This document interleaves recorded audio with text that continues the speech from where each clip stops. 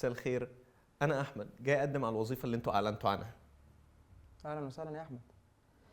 انت جاي تقدم على وظيفه جونيور صح؟ وجاهز ابدا من بكره. تمام. طيب انت عارف ان الوظيفه بتاعتنا دي محتاجه خبره مش اقل من 5 سنين؟ 5 سنين؟ ازاي ده؟ انتوا قايلين في الاعلان ان هي عايزه فريش جرادويت. ده حقيقي، بس احنا بنكون كده طموحين في متطلباتنا شويه. طب وبالنسبه عدد ساعات العمل؟ 9 ساعات.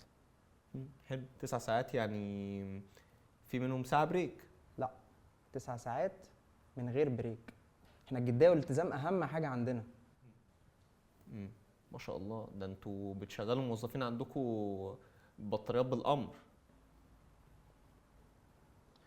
يبقى اشحن بطاريتك قبل ما تيجي.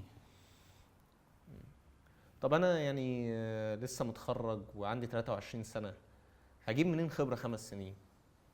طيب حس كده، احنا هنحتاج نعدل حاجات بسيطه بما انك فريش جراديويت. تعديلات؟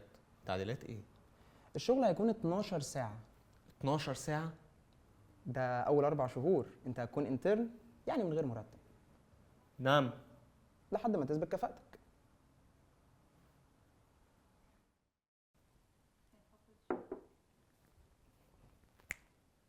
اهلا بيكم في حلقه جديده من على الكنبه. النهارده هندخل في موضوعنا على طول ونسالكم سؤال مهم. تفتكروا ليه جين زي بيواجه تحديات مختلفه قوي عن التحديات اللي قابلها الاجيال اللي قبله؟ ليه دايما وهم بيدوروا على شغل تحس انهم بيدوروا على شغل مختلف؟ مش عايز يقعد على المكتب يدعي ان الساعات تخلص عشان يروح، مش عايز يعمل باي شغل والسلام.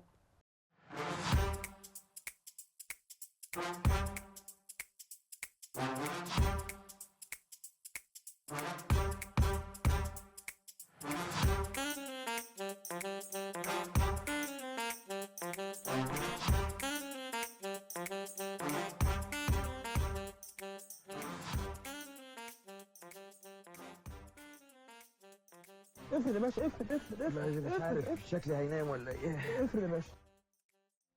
جين زي هو مواليد 1996 ل 2012، يعني لو انت 96 وبتتريق على جين زي فانت منهم. ونبدأ بأول سؤال معانا. تفتكروا ليه جين زي تحسوا ان سوق العمل عندهم كده بيتغير؟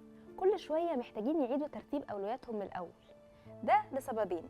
أولهم انهم اتخرجوا في الوقت اللي كل حاجة فيه كانت متقفلة اونلاين بسبب كورونا، والسبب التاني تطور التكنولوجيا اللي خلاهم قادرين يوازنوا ما بين حياتهم الشخصية وبين حياتهم المهنية بمنتهى السهولة. وحسب تقرير سكاي نيوز 70% من جين زي بيفضلوا طبيعة الشغل اللي تساعدهم انهم يقدروا فعلا يوازنوا بين حياتهم الشخصية وبين الشغل. يعني هم عايزين حاجة يطلعوا فيها طاقة الكرياتيفيتي اللي جواهم، بس في نفس الوقت عايزين يبقى عندهم حياة عادي جنب الشغل ده. بنبص حوالينا نلاقي شباب قاعدين في الكافيهات بيشتغلوا على لابتوبس، شباب تانية بتعمل كونتنت على السوشيال ميديا تجيب منه فلوس، وناس دخلت بقلبها في مجال زي التصميم والموشن جرافيكس اللي بقوا مطلوبين جدا دلوقتي في السوق.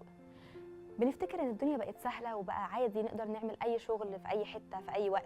ده بسبب ان جين زي عندهم صفه مرنه قوي، بيقدروا يكتسبوا الديجيتال سكيلز بمنتهى السهوله، زي البرمجه والتصميم واداره السوشيال ميديا. ده اللي بيساعدهم يخشوا سوق العمل من اوسع ابوابه. لكن الحقيقه بننسى ان هم بيواجهوا حاجه صعبه جدا غيرهم ما قابلهاش. الشركات دلوقتي بقت بتطلب خبره حتى لو كان الشغل محتاج فريش جرادويت.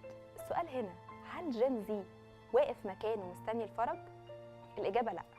حسب تقرير الجزيرة 40% من جين زي دخلوا مجال العمل الحر. ومش بس كده، ده حسب تقرير العربية ريادة الأعمال زادت آخر 5 سنين بنسبة 30% بين الشباب. وده مش مجرد كلام مرسل. في تقرير من الجزيرة بيقول إن 50% من الشركات الناشئة في الشرق الأوسط أنشأها شباب تحت سن ال30.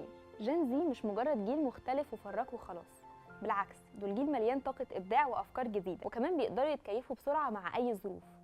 وأنا في رأيي دي أهم ميزة فيهم. لكن تفتكروا المديرين وأصحاب الشركات قادرين يشوفوا ده ويقدروه، ولا لسه لغاية دلوقتي شايفينهم عيال صغيرة وما يعتمدش عليهم؟ لو عجبتكم الحلقة ما تنسوش تعملوا شير ولايك وسبسكرايب، واكتبوا لنا في الكومنتس شايفين إيه أكتر حاجة بتميز جين زي. أشوفكم الحلقة الجاية.